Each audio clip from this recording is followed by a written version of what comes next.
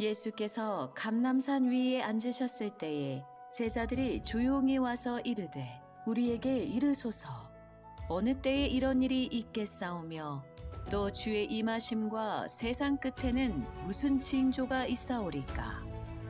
예수께서 대답하여 이르시되 너희가 사람의 미혹을 받지 않도록 주의하라.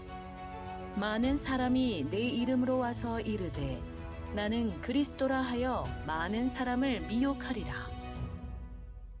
난리와 난리 소문을 듣겠으나 너희는 삼가 두려워하지 말라. 이런 일이 있어야 하되 아직 끝은 아니니라. 민족이 민족을, 나라가 나라를 대적하여 일어나겠고 곳곳에 기근과 지진이 있으리니 이 모든 것은 재난의 시작이니라. 그때에 사람들이 너희를 환난에 넘겨주겠으며 너희를 죽이리니 너희가 내 이름 때문에 모든 민족에게 미움을 받으리라. 그때에 많은 사람이 실족하게 되어 서로 잡아주고 서로 미워하겠으며 거짓 선지자가 많이 일어나 많은 사람을 미혹하겠으며 불법이 성함으로 많은 사람의 사랑이 식어지리라.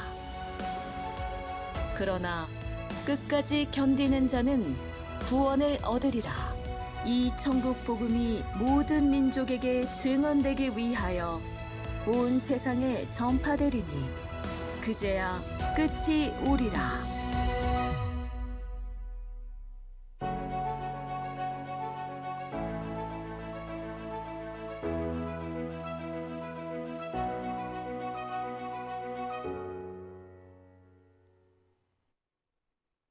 할렐루야. 성삼위와 최고의 사랑으로 만나는 혼인잔치 예배 시간입니다.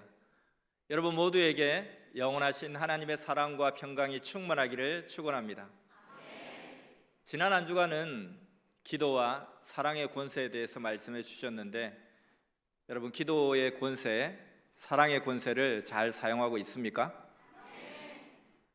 할 일 많은 이 섭리 역사, 하나님의 역사에 불러주셔서 창대한 역사를 이루도록 우리에게 말씀도 주시고 기도와 사랑의 권세를 주셨으니 우리는 아무리 힘든 일, 어려운 일이 있어도 하나님의 사랑의 그 권세, 하나님의 사랑을 의심치 말고 사랑의 인봉을 떼면서 굳건하게 승리하는 삶을 살아가야 되겠습니다. 또 오늘은 어떤 말씀을 주실까 늘 매주마다 기대가 되는데요. 기도와 사랑의 권세로 어떤 일을 해야 되는지에 대해서 말씀해 주실 것입니다. 오늘도 주제와 본문만 주시고 자체 설교를 하게 되었습니다.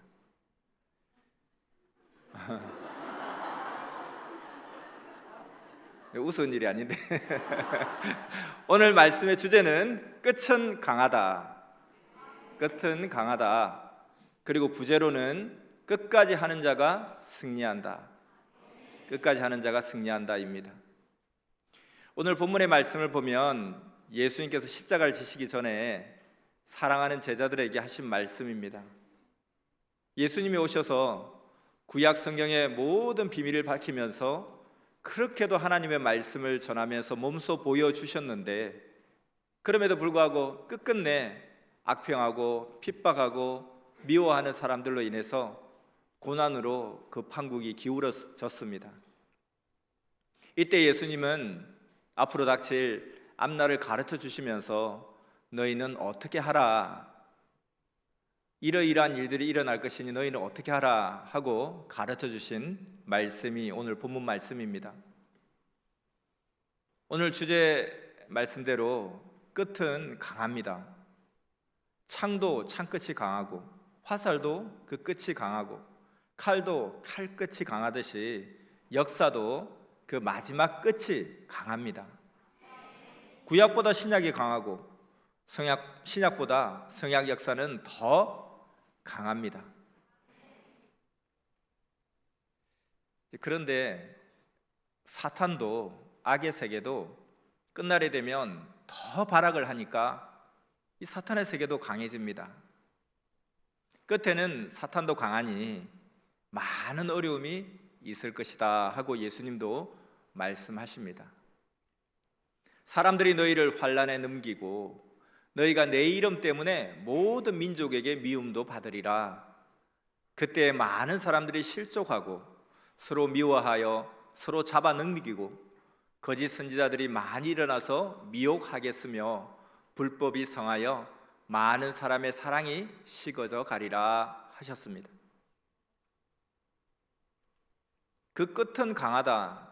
그 끝에 결실을 맺기 때문에 축복의 날이고 강력한 하나님의 역사, 그동안 수고하고 애썼던 결실의 역사, 축복의 역사가 일어나는데 흑암 마귀 사탄도 그것을 기어코 막고자 발악을 하며 총동원해서 공격합니다. 그러다 보니까 예수님의 이름 때문에 모든 민족에게 미움도 받을 수 있고 또 많은 사람들이 그 예수님을 믿던 사람들이 실족하기도 한다는 겁니다. 그래서 같은 형제들끼리 서로 잡아넘기기도 하고 또 안 그래도 외부적인 이 공격 때문에 힘들고 어려운데 그 내부에서도 예수님을 믿는다는 사람들 중에서도 거짓 선지자들이 일어나서 사람들을 미혹해 한다는 것입니다. 이것이 예수님의 뜻이다, 이것이 예수님을 위한 길이다 하며 불법을 행하여 온전하지, 신앙이 아직 굳건하지 못한 자들을 넘어지게 하는, 그러면서 그 안에 서로 간의 사랑이 식어지는 그런 환난을 겪게 될 것이다 하셨습니다. 이렇게 많은 어려움이 있다는 것이죠. 근데 이것으로 말씀을 끝맺지 않았습니다. 결론을 맺어 말씀하시기를 그러나 많은 어려움이 있으나 끝까지 견디는 자는 구원을 얻으리라. 아멘. 하나님의 역사는 끝이 강합니다. 끝에 모든 역사가 일어납니다. 수고하고 애썼던 모든 결실이 끝에 나타납니다. 그러므로 끝까지 하는 자가 승리합니다. 믿습니까? 흑암도 그것을 잘 알기 때문에 그 끝에 가장 강력한 방해를 합니다. 밤새워 아침을 기다리는 자에게는 희망과 소망의 그 아침 태양이 떠오르기 전이 가장 어둡고 가장 춥습니다. 우리나라가 일제 40년 식민지 시대 때 민족 배반자들의 대부분이 해방되기 2, 3년 전에 많이 생겨났습니다. 잘 견디다가 그 마지막 끝에 변절하게 된 거죠. 이렇듯이 끝에 모든 수고의 결실을 맺기 때문에 끝은 강하지만 동시에 그 끝에 강력한 흑암의 도전도 있다는 것을 잊지 말아야 됩니다. 이 양단의 세계를 잘 알고 끝까지 견디고 행하면서 이기고 승리하는 삶을 살아야 됩니다. 하나님은 알파와 오메가, 처음과 나중이며 시작과 끝이라고 하시면서 끝까지 행하시는 하나님이라고 했습니다. 하나님도 뭐 전지전능하시니까 뭐 힘든 게 뭐 있겠으며 못할 것이 뭐 있겠으며 어려운 것이 뭐가 있겠나 하는데 하나님도 하나님대로 어려움이 다 있습니다. 우리가 아주 어릴 때는 엄마가 아빠가 전지전능하신 하나님처럼 보입니다. 나에게는 상상할 수 없는 무한한 돈을 마음껏 쓰실 수 있고 못할 것이 없어요. 그런데 성장하고 보니까 아빠도 엄마도 그 나름대로 어려움이 다 있구나. 오히려 나보다 더 어려움이 많구나. 나보다 힘도 많고 돈도 많고 능력도 많은데 더 어려움이 많네. 이것처럼 하나님도 하나님대로 어려움이 다 있다는 것입니다. 하나님 섭리 역사를 보십시오. 하나님의 뜻을 모르는 하나님이 사랑하는 자들, 무지하고 패역한 자들로 인해서 하나님께서 얼마나 애통해 하시고 한탄하시고 때로는 분노하시는지 성경에 생생하게 기록되어 있습니다. 그럼에도 하나님은 기어코 정령코 끝까지 행하고야만은 하나님이십니다. 영상을 보며 이어서 말씀하겠습니다. 하나님과 성령님과 성자 삼위일체는 끝을 안 볼 거면 아예 시작도 안 하십니다. 왜냐하면 천지 만물과 인간을 창조하신 주인이시기 때문입니다. 그래서 천지 만물과 인간을 창조한 목적을 두고 어떤 어려움이 있어도 끝까지 하십니다. 그리고 반드시 승리로 끝을 보십니다. 아담과 하와의 타락 이후부터 4,000년 구약 역사 기간에도 모르고 반대하는 사람들로 인해서 수없이 뜻이 무너졌지만 하나님은 무너진 뜻을 기필코 다시 세우시고 이루셨습니다. 예수님의 탄생 이후 십자가의 죽음과 부활에 이르기까지 2000년 신약 역사 기간에도 그러했고, 이 시대 하나님의 약속을 이루는 섭리 역사의 때에도 사람들로 인해 뜻이 무너지면 한때 두때 반때를 따라서 정확하게 역사하시면서 기필코 뜻을 다시 세우시고 이루셨습니다. 십자가를 지신 기간이라도, 무덤 기간이라도, 환난 때라도 하나님은 뜻을 두고 멈추지 않으셨습니다. 창조 이후 단 한 번도 창조의 뜻을 두고 멈추지 않고 끝까지 하셨듯이 지금도 그리고 앞으로도 하나님의 일을 두고 끝까지 하십니다. 그래서 요한계시록 22장 13절 말씀과 같이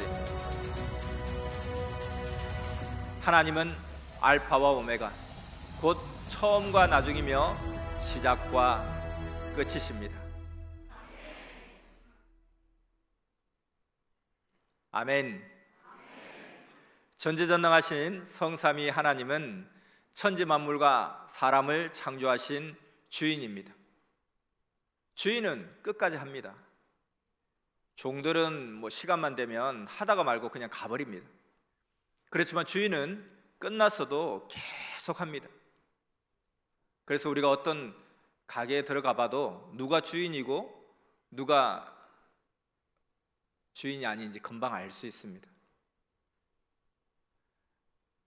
여러분, 선미사의 주인입니까? 하나님은 머리시고 우리는 지체요 대상체입니다. 사랑의 대상체, 말씀의 대상체, 행동의 대상체로 우리는 일체된 삶을 살기에 우리도 하나님과 같이 역사의 주인입니다. 그러므로 어떤 어려움이 있어도 끝까지 하나님의 목적, 우리의 창조 목적을 향해 가야 됩니다. 예수님도 신약 때 말씀하시기를 끝까지 해야 구원을 이룬다. 하나님의 목적도 너희의 목적도 끝까지 해야 이룬다. 환난, 어려움은 다 있지 않느냐. 끝까지 하는 자는 천국을 유업으로 받는다.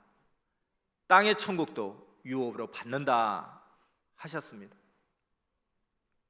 우리 섭리의 길은 불의를 향해 가는 길이 아니고 최고의 선을 향해 가는 길이니 겪을만 하고 희망이 있지 않습니까?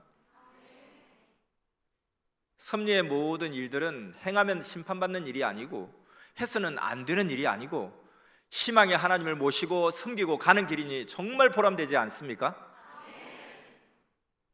우리 인생길엔 누구든지 어려움이 있습니다.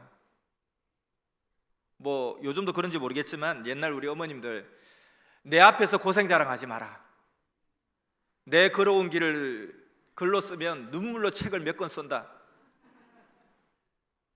우리 어머님만 그런 줄 알았는데 동네 어머님들 다 그렇더라고요.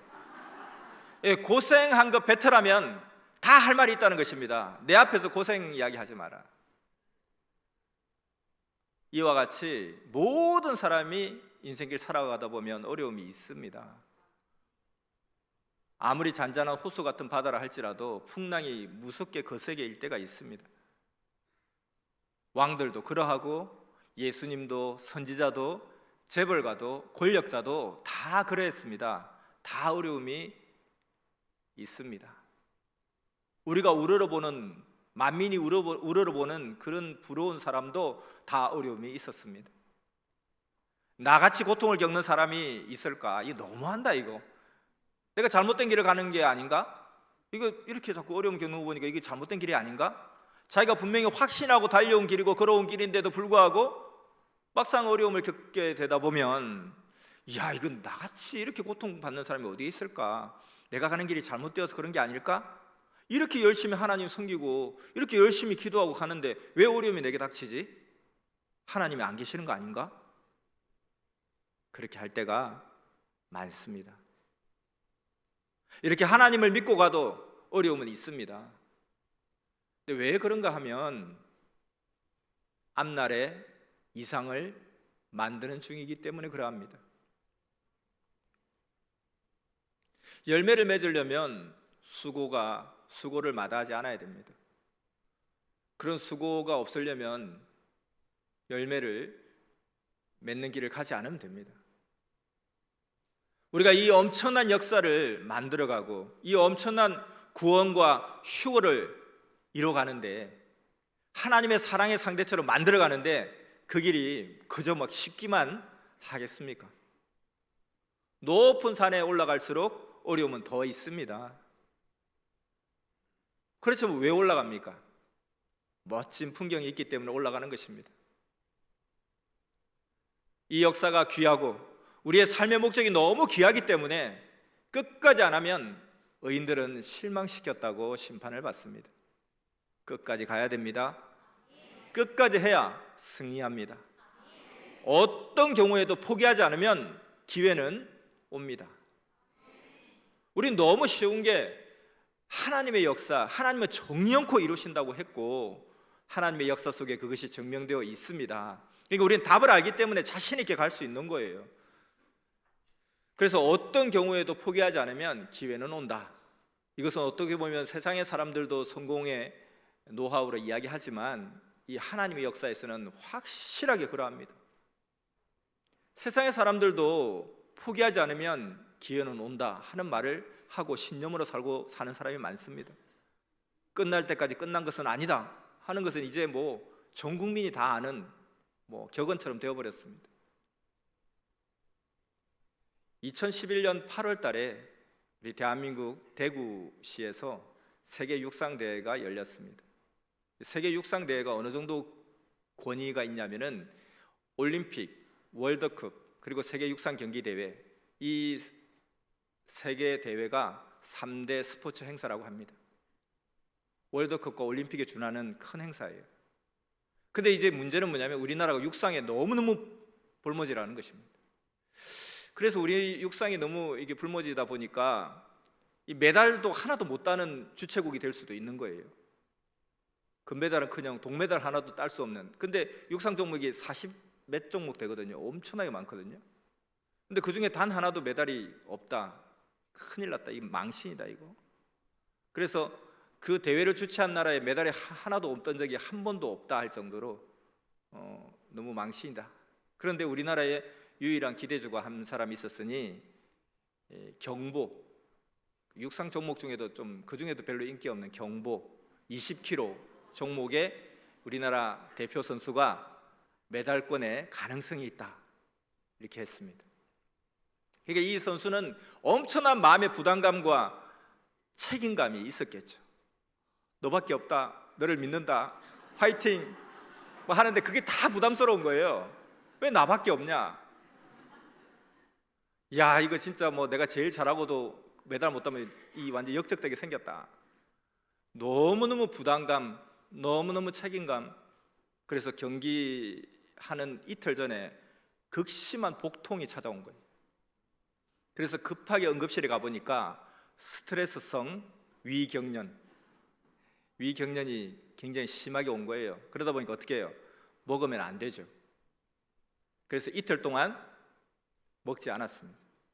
먹지 못했죠. 그리고 이제 경기를 하는데 그러다 보니까 최악의 컨디션 아닙니까? 그런데다가 그때 이 대구 데프리카라 그러잖아요. 대구 아프리카.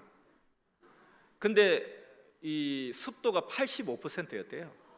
이 85%의 대구의 여름, 정말 겪어보면 에이 더운 거 뭐 나 잘 참아. 근데 대구는 좀 다르더라고요. 저도 군대 생활하면서 대구에서 했는데 밤에 울면서 잤습니다. 너무 막 고통스러웠어요. 그래서 그런 악조건 속에서 이를 악물고 달렸어요. 그래서 2위 그룹을 유지하고 달렸습니다. 근데 중반 넘어가자 점점점 처지기 시작하는 거예요. 그리고 20km인데 3km를 앞두고 메달권에서 점점 벗어나서 완전히 벗어나게 되었습니다. 이제 뭐 메달은 안 되는 거예요. 그러니까 막 포기하고 싶었죠. 어차피 메달 안 될 거. 너무너무 포기하고 싶었는데 그 길에 대구 시민들이 나와서 화이팅 대한민국 화이팅 하는데 죽겠더라는 거예요. 거기서 뭐 그냥 옆으로 샜다가는 그 사람 다 울 것 같아가지고 그나마 이 많은 종목 중에 이 남해 축제가 되고 그냥 잔치만 열어주고 남해 축제가 됐는데 그나마 한 종목 혹시 동메달이라도 기대하고 있는데 아이 그냥 그걸 보고 거기서 옆으로 셀 수가 없는 거예요. 그래서 악착같이 이를 악물고 결승선을 6위로 통과하고 그 자리에서 쓰러져서 응급실로 실려갔습니다. 그러면 이제 아쉬움이 너무 가득하죠. 내가 위경련만 없었더라면 어쩌면 메달을 땄을 수도 있었는데. 그런데 그 6위가 역대 한국 선수의 두 번째 성적이랍니다. 세계 육상 선수권 대회에서 메달을 딴 적이 한 번도 없고 최고 성적이 4위였다는 거예요. 단 한 명. 그것도 두 번째 성적이라는 거죠. 근데 5년 뒤에 기적이 일어납니다. 1등, 2등 했던 러시아 선수가 도핑 추적 검사에서 적발되어 가지고 실격이 된 거예요. 그래서 금메달, 은메달이 박탈되었습니다. 5년 뒤에. 그래서 이제 이 선수는 4등이 됐어요. 너무너무 그 소식을 듣고 기뻤어요. 근데 또 동시에 아쉬움이 교차하는 거죠. 4등이니까 내가 마지막에 조금 더 힘내서 그냥 한 명만 더 제쳤더라면 메달인데 한 명만 더 제칠 걸, 이럴 줄 알았으면. 근데 더 또 아쉬운 것이 이 3위와 20km를 걸어가는 거잖아요. 근데 단 6초 차이였다. 이 몇 걸음 차이인데 너무너무 기쁘면서도 아쉬움이 가득했습니다. 근데 그리고 나서 3년 뒤에 이 3위로 승격된 사람, 원래는 이제 5등이었죠. 5등이 돼 3등이 돼가지고 동메달 딴 사람이, 그 사람도 도핑 테스트에서 걸려가지고 실격이 된 거예요. 그래서 동메달이 됐어요.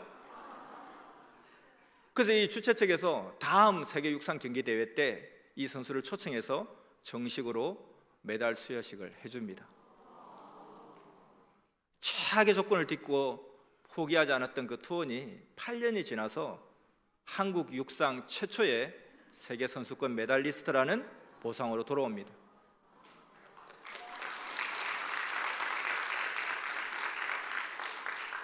사람들은 그냥 쉽게 말하면서 아이고 운 좋았네, 어부지리로 그냥 메달 땄네, 그렇게 말할지도 모릅니다. 그러나 끝까지 포기하지 않았기 때문에 얻은 성과였습니다. 아프다고 힘들다고 이미 메달은 물 건너갔는데 뭐 이러다 내 선수 생명 끝나겠다 하고 중간에 포기했다면 어땠을까? 그래서 포기하면 안 됩니다. 포기하면 하나님도 어쩔 수 없어요. 하나님이, 전지전능한 하나님이 아무 힘도 손도 쓸 수 없는 그 단계는 내가 포기할 때입니다. 포기하지 않으면 기회는 옵니다. 특히나 하나님의 역사는 더더욱 그러하죠. 하나님의 역사는 이기는 것이 이미 답으로 나와 있기 때문에 가기만 하면 그 성취를 하는데, 그렇기 때문에 하나님의 역사는 더더욱 포기하지 않아야 됩니다. 포기하지 않으면 이깁니다. 선미사는 하나님이 주관하시는 하나님의 역사이기 때문에 포기하지 않으면 반드시 이기는 역사입니다. 믿습니까? 근데 그 포기하지 않고 끝까지 갈 수 있는 그 힘을 길러야죠. 말씀의 힘, 기도의 힘, 사랑의 권세, 절대적인 믿음, 이런 것들이 내가 끝까지 결승점까지 향해서 달려가게 하는 에너지와 원동력이 된다는 것입니다. 하나님의 마음에 합한 사람이라고 별칭을 받은 다윗. 하나님이 쟤는 내 마음에 쏙 들어, 내 마음에 드는 사람이야. 참 영광스러운 칭호죠. 이 다윗은 목동으로 이름 없이 살 때에도, 그리고 사울의 군대로부터 추격을 당할 때에도 절대로 그 가는 길을 멈추지 않고 포기하지 않았습니다. 아니, 하나님의 뜻을 그렇게 따라가는데도 어릴 때는 가족에게서조차 인정받지 못했습니다. 사무엘 선지자가 다윗의 아버지 이새에게 와서 이 집의 아들들을 하나님이 다 불러 모아서 보자고 하십니다. 이 집의 아들 가운데 하나님이 세울 사명자가 있다고 합니다. 아들들을 불러오시오 할 때에도 다윗도 아버지도 형제도, 다윗의 아버지도 형제도 다윗을 부르지 않았어요. 부를 필요가 없다고 생각했죠. 그렇게 가족들도 무시했습니다. 골리앗을 무찌르고 나라의 최고의 영웅이 되었을 때도 그 이후로는 그에게는 승승장구 만사형통의 길이 열린 게 아니라 그로 인해서 부인도 잃고 절친도 잃고 모든 것을 잃어버리고 명예와 자존심까지 짓밟히는 그런 환란이 그에게 닥쳐왔습니다. 아니, 골리앗을 이겨서 민족의 영웅이 되어서 왕의 사위가 되면 이제는 내 인생 폈구나, 이 목동으로 평생 살아왔던 내 인생 폈구나 했는데 그 이후로 오히려 더 어려움을 겪게 됩니다. 왕의 군대에 쫓기며 사망의 골짜기를 헤매었습니다. 그래서 내가 사망의 음침한 골짜기를 다닐지라도 이렇게 표현하죠. 해를 두려워하지 않았다고 했습니다. 왜냐하면 주께서 나를 안위하시니까. 그래서 절대로 하나님 중심함을 포기하지 않았기 때문에 결국에는 하나님이 기뻐하는 위대한 왕이 되었습니다. 끝까지 함으로 승리한 것이죠. 하나님이 계시지 않으면 끝까지 하면 골병듭니다. 뜻도 없는데 또 가면 실패할 건데 하나님이 도우시지도 않는데 괜히 그냥 오기로 끝까지 이르락물 가다가는 골병들을 죽어요. 그런데 하나님이 계시고 이 선미사가 하나님의 역사라면 끝까지 가면 무조건 승리한다는 것입니다. 내가 끝까지 가게 해주세요. 하나님, 내가 끝까지 가게 해주세요. 버티게 해주세요. 이기게 해주세요. 나에게 힘을 주세요. 끝까지 갈 수 있도록. 그것을 늘 기도해야 되는 것이고, 섭리를 만나 우리는 항상 가장 바람과 원함이 있다면, 목표가 있다면 선미사 끝까지 가게 해주세요. 요셉은 형제들에게 미움을 받아서 노예로 먼 나라에 팔려갑니다. 그 사실은 지금 봐도 이스라엘에서 이집트까지가 가까운 거리가 아닌데 그 수천 년 전에 그 어린 10대의 소년이 형들한테 모함을 받아서 그 먼 나라에 노예로 팔려가는 것입니다. 노예 시장에 가서 이렇게 누군가에게 팔려가는 거죠. 여러분, 그 가끔씩 옛날 뿔이라는 그런 영화를 보면 노예 시장 가서 이게 입도 막 뒤져보잖아요. 이렇게 이빨이 튼튼한지. 그리고 막 그냥 등도 두드려보고 그렇게 하면서 물건 고르듯이 노예를 사간단 말이에요. 그렇게 노예로 먼 나라에 팔려갔을 때도 그는 포기하지 않았습니다.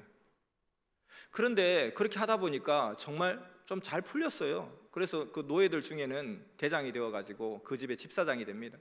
이제 좀 살만하다. 이제 좀 살만하다.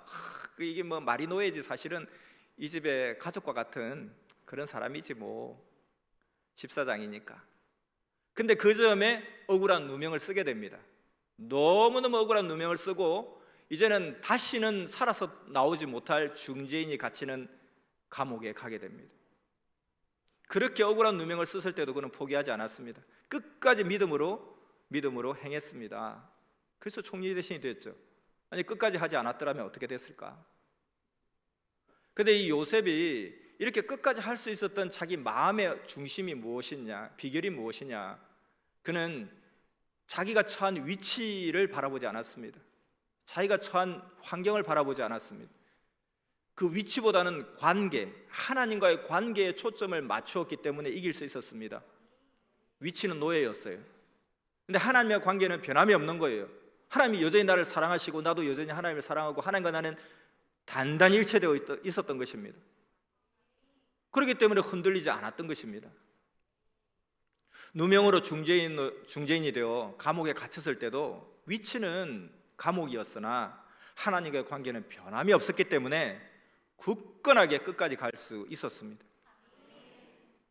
우리 섭리사도 하나님의 역사도 어려움도 많이 겪었습니다. 너무 어렵다 보니까 이게 하나님의 역사 맞나? 그렇게 할 때도 많았습니다. 아무리 생각해도 하나님의 역사 맞는데, 내가 보고 겪은 것이 있는데 왜 이렇게 어려움이 끝이 없지? 그렇게 할 때도 있었습니다. 그때 시험에 들지 말고 위치보다 관계에 초점을 맞춰야 됩니다. 요셉은 위치는 노예였으나 하나님과의 관계는 여전히 긴밀했습니다. 누명 쓰고 중죄인이 되었어도 위치는 죽음의 목전이었으나 그러나 하나님과의 관계는 더 깊어졌습니다. 우리 선미사는 어떻습니까? 여러분 각자는 어떻습니까? 위치가 어떠하든지 여러분과 하나님과 관계에 초점을 맞추면 됩니다. 이 선미사는 하나님이 직접 주관하는 그 역사입니다. 하나님과 가장 관계가 가까운 그런 섭리사입니다.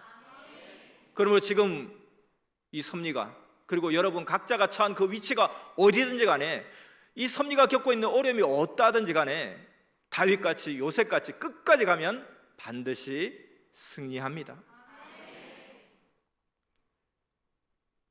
로마 박해 시대를 우리가 살았다면 우리가 참 과연 견딜 수 있을까?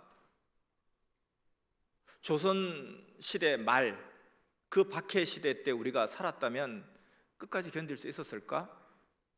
근데 그들은 기도하고 말씀을 다시 묵상하고 또 서로 형제들끼리 교제를 하면서 그들의 시선이 점점 하늘을 바라보는 거예요. 사람들은 그냥 육성으로 돌아가면 그 시선이 점점 땅으로 보게 되어 있어요. 위치와 환경을 자꾸 본단 말입니다. 그러다 보면 두려움과 걱정, 근심, 염려가 자기를 다 휩싸버립니다. 그러면 갑자기 두려움과 공포가 오면서 절망이 오면서 포기해버립니다. 흑암마귀 사탄은 우리에게 그런 마음을 줍니다. 근데 하나님은 그럴 때에 내 마음의 소리를 통해서 눈을 들어 하늘을 보라. 하늘을 봅니다. 여러분 굉장히 높은 곳에 올라갔거나 무서운 놀이기구를 탔거나 아찔한 뭔가에 올라갔을 때, 야 땅을 보지 마, 땅을 보지 마, 하늘을 봐. 하늘 보면 괜찮아. 하늘을 보면 괜찮습니다. 땅을 보면 다리가 후들거리고 그냥 두려움과 공포가 밀려옵니다.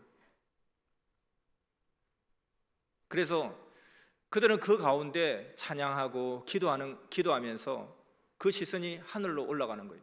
하늘을 바라볼 때 하나님과의 관계에 집중하게 됩니다. 그런데 시선이 땅으로 떨어지면 내 위치, 환경을 자꾸 바라보게 됩니다. 그러면서 그 어려운, 어떻게 사람들이 그 환란을 이길 수 있었을까? 도대체 그때 그 사람들은 도대체 어떤 사람들인가? 로마 시대 때 그 박해를 이긴 사람들은 어떤 사람들일까?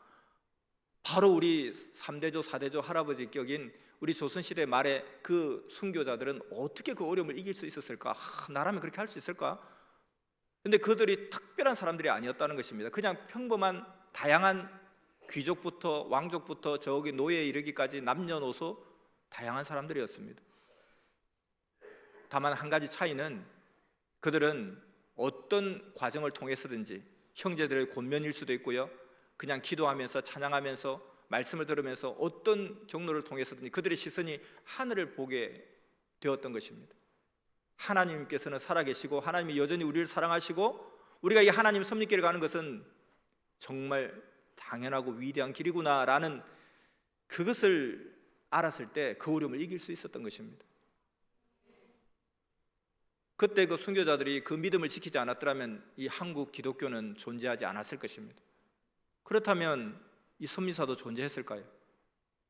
존재하지 못했을 것입니다. 어떤 신학생이 목사님이 되기 전에 작은 교회로 실습을 나갔대요. 우리가 교생 실습처럼 목회 실습을 나갔어요. 근데 그 시골 교회인데 교회가 이제 부흥회를 하고 있더랍니다. 월요일부터 금요일까지. 전도사님 다음 주부터 부흥회 하는데 마침 목사님도 안 계시고, 우리 여기 뭐 신급자가 아무도 없는데 전도사님 기대합니다. 졸지에 부흥회를 하게 됐어요. 그것도 월요일부터 금요일까지.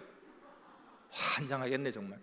그래서 막 그냥 막 했습니다. 미친 듯이 했는데 그 중에 어떤 할머니가 그렇게 아멘을 잘하는 거예요. 아멘, 아멘, 아멘, 아멘 하는 거예요. 근데 그 할머니 보니까 너무 힘이 나는 거예요. 그래서 그 할머니만 보면서 막 힘나서 말씀을 전했습니다. 마치 성령님이 할머니로 분하여 나타나신 것처럼 아멘, 아멘, 아멘 하는데 딴 데 쳐다보지 않아요. 그 할머니만 보면서 막 이야기했어요. 마지막 금요일날 이제 막 정점을 탁 때려야 되는데 그 금요일날 딱 시작하는데 할머니가 안 보이는 거예요. 끝날 때까지 할머니가 오지 않았어요. 이제 다 끝나고 잘 끝났다 하고 이제 정리하고 있는데 다른 사람들 다 이제 가고 그 정리하고 있는데 그 할머니가 나타난 거예요. 근데 보니까 아들이 그 할머니를 덜쳐갖고 뛰어온 거예요. 왜 그러냐 그러니까 오늘 부흥의 마지막 날인데 빨리 논일 마치고 가야지 하고 하다가 논일을 마치고 올라오다가 그냥 뒹굴어서 지금 막 허리가 삐었는지 다리가 부러졌는지 하여튼 막 그 아들이 놀래가지고 어머니를 업고 그 며느리 손녀까지 다 같이 총동원해가지고 할머니 업고 어머니 업고 병원 가려고 막 업고 뛰려는데 안 된다 교회 가자 오늘 부흥의 마지막 날이다 교회 가자 그러는 거예요. 그래서 하도 그러기 때문에 병원을 가지 못하고 교회로 왔다는 거예요. 그런데 그 할머니가 이제 자기가 앉을 수 없으니까 좀 누워야 되겠습니다 전도사님. 누워가지고 오늘 말씀 다시 전해주세요 하는 거예요. 아니 그래서 말씀을 전했대요. 근데 누워서도 그냥 아멘 아멘 그냥 감사합니다 막 그러더래요. 근데 오히려 이 전도사님이 시험이 드는 거예요. 뭐가 도대체 감사하다는 건지. 아니 다리 부러진 게 뭐 감사할 일이고 허리 다친 게 감사할 일인가? 그것도 일주일 내내 열심히 부흥에 참석했는데 다리 부러진 게 그게 감사할 일이야? 속으로 그런 생각이 드는 거예요. 하나님 이건 아니지 않습니까? 제가 자신 있게 말씀을 전할 수가 없습니다. 자꾸 이런 생각이 드는데 하나님 일주일 내도록 부흥에 아멘 아멘 하고 나에게 힘을 줬는데 그 부러졌는데 이게 감사할 일입니까 진짜? 진짜 내가 이거 전하면서도 힘이 안 나고 내가 지금 좀 양심적으로 못하겠습니다 하나님 이건 아닌 것 같습니다 하면서 그러면서 계속 말씀 전했는데 계속 아멘 아멘 하면서 막 들어누워서 아멘 아멘 하고 있는데 그러고 나서 이제 자기도 실습을 마치고 이제 돌아왔대요. 근데 몇 년 뒤에 어느 도시에 집회에 갔다가 그 할머니를 만났대요. 근데 또 만나자마자 감사합니다 뭐 이런 거 그럼 뭐라 말 한마디만 하면 또 아멘 아멘 막 그러는 거예요. 그래서 그때도 이해가 안 됐던 거예요. 할머니 뭐가 그렇게 감사해요? 도대체 뭐가? 이 말이 막 입에서 막 튀어나올 뻔 했었어요. 근데 안 하길 잘했어요. 바로 뒤에 그런 말을 하는 거예요. 그때 나를 업고 간 그 아들, 며느리, 손자, 손녀 있죠?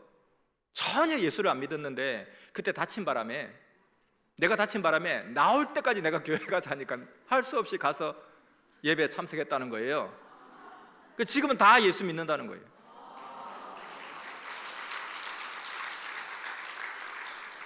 그래서 결국은 끝까지 해야 승리하는 것입니다. 우리 성령님께서 21년 산기도 할 때, 기도 생활할 때 여러 번 하산을 했습니다. 정말 이제는 도대체 못하겠다. 이제 그만둬야 되겠다. 정말 더 이상 못합니다. 이제 예수님도 나한테 더 이상 말 못할걸요?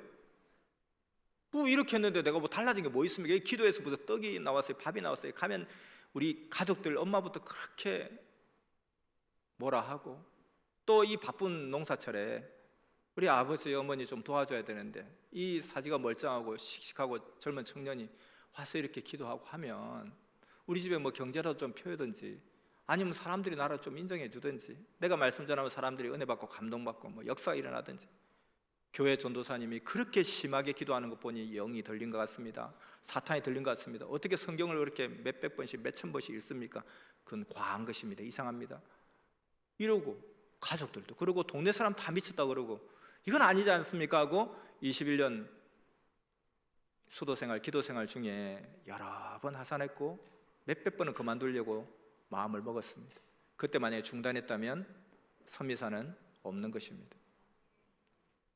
그러다가 1978년도 이제 드디어 서울로 가라. 서울에 와서 말씀을 전하는데 아무도 말씀을 받아주는 사람이 없고 무시하고 그래서 그렇게 21년 산에서 비바람 맞으면서 기도했는데 야심차게 서울에 왔더니만 또다시 대둔산이 아닌 삼각산에서 비바람을 맞고 비닐을 덮어 쓰고 사람들의 무시를 받고 아무리 복음을 전해도 사람들을 외면하고, 그래서 그 짧은 2, 3년 동안 서울 강남 고속버스 터미널을 7번이나 갔다고 했습니다. 이제 나 가겠다, 고향으로 가겠다고. 그때 만약에 그냥 고향으로 가버렸으면 이 섭리역사는 없는 것입니다. 자연성전이 그렇게 무너질 때 마음이 무너지고 허무하게 무너지고 잔인하게 무너지고 계속 무너질 때 중단했더라면 천년역사 길이 남을 이 역사의 대걸작품, 온 인류를 대신해서 하나님께 영광 돌리는 자연성전은 없었을 것입니다. 여러분은 끝까지 하지 못하고 포기하고 중단한 것이 없습니까? 그런데 혹 그 포기하고 중단한 것이 하나님의 일이라면, 하나님의 일이었다면 꼭 다시 시작하십시오. 그리고 끝까지 행하기 바랍니다. 섭리사 지난날을 봐도 환난 핍박 끝이 없었습니다. 이대로 섭리가 끝나는가 할 때도 많았지만 이 역사는 하나님의 역사이기 때문에, 하나님이 주인이시기 때문에 하나님께서 반드시 지키시는 역사입니다. 그러므로 끝까지 하면 잘 되는 것은 예정되어 있습니다. 걸어가도 또 뛰어가다 힘들어서 주저앉아 있어도 다시 일어나서 끝까지 가면 됩니다. 아무리 사탄이 기성을 부려도 끝까지 가면 이깁니다. 그러나 끝까지 가지 않으면 사탄 주관권에 묻히게 됩니다. 항상 주와 함께하는 자는 끝까지 갈 수 있습니다. 이기고 승리합니다. 주는 이기고 또 이기고 이깁니다. 주가 진 일은 한 번도 없습니다. 끝까지 하면 이긴다는 것이죠. 예수님이 십자가의 길을 간 것도 진 것이 아닙니다. 만민을 더 살리는 역사로, 온 인류를 살리는 역사의 길을 열었던 것입니다. 그래서 하나님 말씀하십니다. 너희는 영원한 나 여호와와 같이 살기 위해, 같이 존재하기 위해서 이렇게 어려움을 겪고 있는 것이다. 겪을만 하지 않느냐 하셨습니다. 여러분, 하나님의 사랑을 많이 받아봤죠. 그 사랑이 너무나 컸습니까? 근데 사실은 우리는 아직 육신이기 때문에 그 받은 사랑이 사실은 조금밖에 안 됩니다. 너무 큰데 왜 조금이라고 하십니까? 영에 비해서는 너무 작다는 것입니다. 영계에서 받으면 1000배, 10,000배, 1억만 배 더 많이 받아서 감당을 못한다는 것입니다. 그리고 영원히 삽니다. 그것을 얻기 위해서 환난과 어려움을 겪는 것이니까 받을만 하지 않습니까? 끝을 보기 위해 뭐든 시작하는 것입니다. 시작하는 것은 끝을 보기 위해서 시작하는 거예요. 많은 사람들이 이 섭리사에 와서 신앙을 시작했다가 끝을 못 보고 나갔습니다. 갈라디아에서도 말하기를 너희가 어찌하여 성령으로 시작하였다고 육체로 마치겠느냐. 이렇게 신앙생활 하면서 끝까지 가겠다고 신앙생활하고 고백하고 시작했는데 끝을 못 보고 많이 나갔습니다. 이성과 물질과 무지와 세상 사랑 때문에 끝을 못 보고 나갔습니다. 성령으로 시작하였다가 육체로 마쳐버리고 말았습니다. 여러분, 끝은 강합니다. 푸짐합니다. 끝은 끝장을 냅니다. 반면에 끝매듭을 안 하면 자기 영도, 혼도, 육도 완성되지 못합니다. 끝매듭을 안 하면 그동안의 수고가 헛수고가 됩니다. 끝매듭을 해야 됩니다. 끝에는 끝장을 내서 끝내도록 완전하게 행해야 됩니다. 끝에 가서 안 하면 그동안의 수고가 다 헛된 것이 됩니다. 끝에 그 수고의 목적을 이룹니다. 그래서 끝은 아름답고 웅장하고 신비합니다. 끝이 글자 그대로 끝내줍니다. 끝이 핵이고 위력이고 능력입니다. 끝에 가야 꽃구경도 하고 열매도 따먹으면서 보람차게 누릴 수 있습니다. 믿습니까? 하나님의 역사는 구약에서부터 6,000년 역사를 흘러 끝으로 갈수록 더 강하고 더 좋은 역사를 펼쳐왔습니다. 반면에 흑암마귀 사탄도 그 악을 쓰고 강하게 막았습니다. 우리가 겪고 있는 인사탄들 보면 알지 않습니까? 그리고 우리 안에서 무지한 자를 통해서 얼마나 어처구니 없이 행하는지 보지 않았습니까? 그래도 모든 어려움을 이기고 끝까지 가야 됩니다. 섭리 인생길을 경주하는 우리의 궁극적인 결성점은 끝까지 신앙 지키는 것입니다. 끝까지 섭리사에 남아 있어야 됩니다. 그런데 흑암마귀 사탄은 어떻게든 우리를 넘어지게 하는 거예요. 가룟 유다 그리고 베드로 비교해 보십시오. 가룟 유다는요 정말 유능하고 똑똑하고 나름 의인이었습니다. 나름 정의로운 사람이었습니다. 근데 베드로는 무식하고 단순하고 때론 비겁하기도 한 너무나 평범하고 인간적인 사람이었습니다. 근데 누가 끝까지 남았습니까? 왜 베드로가 허물도 많았지만 끝까지 남았습니까? 왜 끝까지 견디고 이긴 자가 되었습니까? 왜 베드로가 강한 자가 되었습니까? 근데 반면에 유다는 왜 그렇게 되었습니까? 베드로는 오직 말씀 중심했습니다. 그리고 늘 확인신앙했습니다. 반면에 유다는 자기가 똑똑하다고 생각한 거예요. 실제로 또 그들 제자들 중에 제일 똑똑한 사람이었습니다. 배운 사람이었어요. 그리고 자기는 정의로운 사람이라 생각했습니다. 그러다 보니까 결정적인 순간에 말씀의 귀를 기울이지 않고 또 예수님께 묻지 않고 혼자 판단하고 혼자 결정해 버렸습니다. 또한 예수님을 통해서 전해지는 하나님의 말씀보다는 예수님과 따르는 자들을 악평하고 비방하는 자들, 거짓말하는 자들의 말을 듣고 자기가 결론을 내려버렸습니다. 그리고 결국 예수님을 죽게 한 뒤에 제정신이 돌아온 거예요. 자기가 행한 엄청난 짓을 비로소 알고 괴로워서 자살을 하게 됩니다. 그러므로 영원한 배신자의 대명사가 되었습니다. 그토록 똑똑하고 정의롭다고 자부했던 유다가 왜 이렇게 되었는가? 하나님을 위한다고, 주를 위한다고 하면서 자기 생각대로 함부로 했던 것입니다. 절대 말씀 중심하지 않았던 것입니다. 요시야 왕도 그랬습니다. 성경에 그의 탄생이 예언된 사람이었습니다. 대단한 사람이었지만 그러나 결정적인 순간에 말씀을 중심하지 않았습니다. 여러분, 결정적인 순간에 절대 자기 생각대로 함부로 행동하면 안 됩니다. 오직 하나님, 곧 오직 하나님 말씀 중심에서 하나님 뜻대로 행해야 됩니다. 안 그러면 끝이 강한 만큼 강력하게 공격하는 흑암에게 바로 당합니다. 우리는 하나님의 마지막 섭리 역사를 만났습니다. 끝장을 보는 시대를 만났습니다. 끝은 강하다고 했습니다. 이 역사는 하나님의 최고의 역사인 것입니다. 그러나 끝에는 어려움이 있습니다. 말할 수 없는 어려움이 있습니다. 그러나 어떤 어려움이 있어도 절대 말씀 중심하고 말씀대로 따라가면 반드시 이기게 되어 있습니다.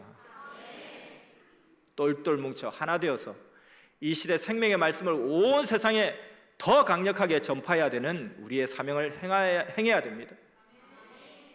지금까지 섭리 역사 45년 차에 이르기까지 섭리의 기틀을 마련했고 천년사의 주춧돌인 든든한 사명자들, 든든한 하늘 신부들을 양성했습니다.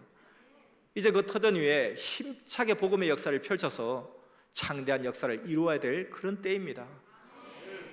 우리의 위치, 우리의 환경 쳐다보지 말고 하나님의 관계가 온전한지. 맞습니다. 하나님은 여전히 우리의 하나님이시고 하나님이 가장 사랑하는 섭리 역사고 하나님의 마지막 희망이요 소망인 이 섭리 역사입니다. 그래서 시대 사명자를 통해 성삼위와 예수님께서 이뤄놓으신 이 찬란한 역사의 금자탑을 천년사에 길이길이 빛나게 해야 됩니다. 이렇게 가슴 벅찬 심장 떨리는 역사를 우리가 만났으니 정말 미련 없이 여한 없이 우리 인생 시간 금방 지나갑니다. 오직 하나님 주님만 바라보며 표대를 향해서 끝까지 전진하는 여러분 모두가 되기를 축원합니다. 오늘 말씀, 끝은 강하다, 끝까지 하는 자가 승리한다. 말씀 마쳤습니다.